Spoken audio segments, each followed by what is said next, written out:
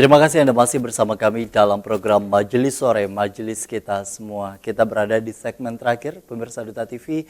Tentu kalau kita bicara mengenai belajar akan kehendak Allah itu sendiri, maka kuncinya tadi sudah disampaikan bahwa tidak lain tidak bukan adalah terus connecting kepada Allah dan kemudian juga baik sangka akan berbagai hal. Kalau kita bicara mengenai hal yang harus kita lakukan hari ini untuk berubah begitu Pak ya. Untuk mengubah diri seringkali banyak sekali hal-hal yang membuat kita akhirnya benar-benar kembali atau seringkali juga setengah-setengah kadang.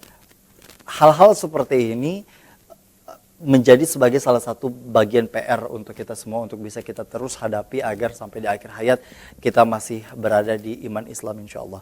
Kalau kita bicara mengenai kondisi seperti itu, apa yang harus kita lakukan Pak untuk bisa terus ada di jalannya Allah? Oke, hidup ini harus maju katanya ya. Ada filosofinya gitu. Tidak boleh mundur dalam hidup, kita harus maju. Bahkan kalau kita mau jadi orang yang baik, kemudian setiap hari menjadi orang yang baik, maka seperti yang digambarkan oleh Imam Al-Ghazali kan, orang yang kalau hari ini tidak lebih baik dari hari kemarin itu adalah rugi kan, rugi umurnya bertambah tapi amal atau kebaikan dirinya tidak meningkat ya. Yang sama saja dengan yang kemarin itu rugi.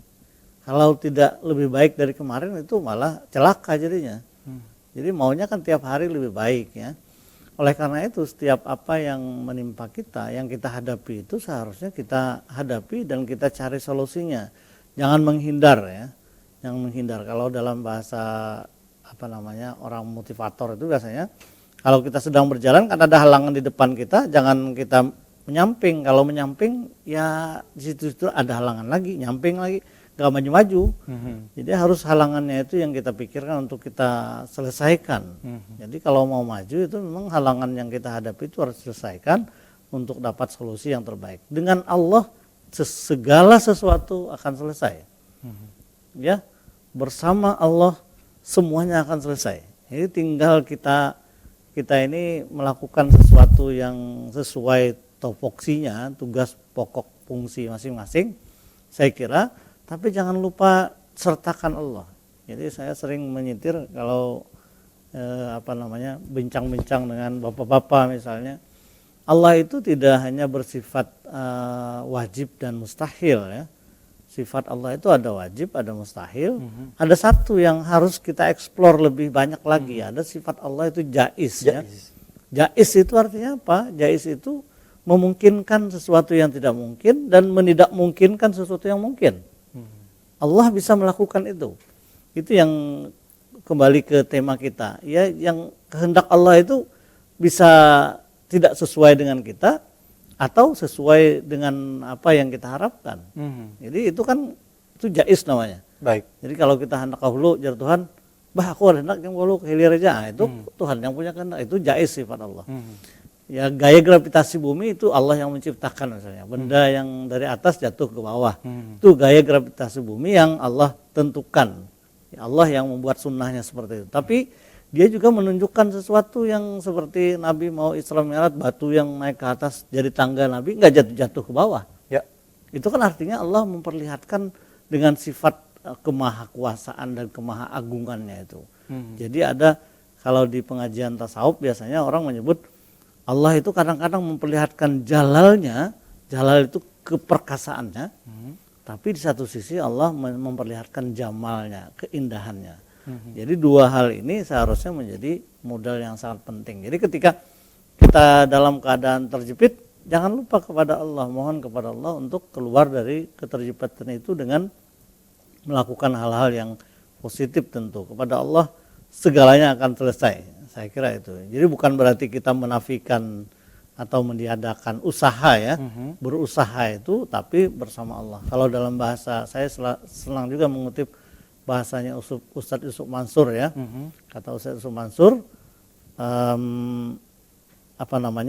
Allah dulu, Allah lagi, Allah terus. Jadi 3 segmentasi kehidupan kita. kehidupan ini kan masa itu, waktu itu kan 3 aja loh. Sebelum, sekarang, dan sesudah. Ya. 3 aja. Jadi kalau sebelumnya lawan Allah, maka disunahkan baca bismillah. Ketika sedang dalam berusaha, maka kita harus berkata kadang-kadang Masya Allah, kadang-kadang la quwata illa billah, kadang-kadang subhanallah. Tapi kalau sudah berakhir baru alhamdulillah. Jadi 3 segmen masa itu harus diisi dengan Allah. Ini ceramah aja, mudah-mudahan kau mengamalkan. Amin, insya Allah. Tentunya kalau kita bicara mengenai hal seperti itu memang PR sekali lagi buat kita semua, bahwa memang tidak lain tidak bukan untuk terus ada di jalan Allah. Selain memang belajar, menuntut ilmu, dan juga mengamalkan, tampaknya juga menjadi hal yang begitu penting untuk kita semua. Kesimpulan terakhir yang ingin disampaikan kepada para pemirsa. Oke, kesimpulan terkait dengan ini saya mengutip dari ayat Al-Quran Ali Imran ayat 27. Ya, A'udzubillahi minasyaitonirrajim. Tulijul laila fin nahar wa tulijun nahara fil lail wa tukhrijul hayya minal mayyit wa tukhrijul mayyita minal hayy wa tarzuqu man tasya'u bighairi hisab. Jadi Allah itu di ayat ini yang jadi amalan, jadi bacaan rutin masyarakat kita barangkali dalam wiritannya itu, saya kira bagus dibaca terus tapi sambil difahami ya. Sambil difahami bahwa yang terakhir kalimatnya, yang ayat ini secara kesimpulannya bahwa Allah itu kan mengubah siang menjadi malam, malam menjadi siang, kemudian orang yang asalnya tidak ada kemudian dilahirkan, setelah lahir mati lagi. Ini perubahan-perubahan kondisi situasi ini kan Allah yang punya aturan. Allah yang punya aturan. Jadi segala sesuatu, kalau misalnya pandemi ini kalau bebayangannya kan kayaknya meningkat terus Bang di Jawa Jakarta kan.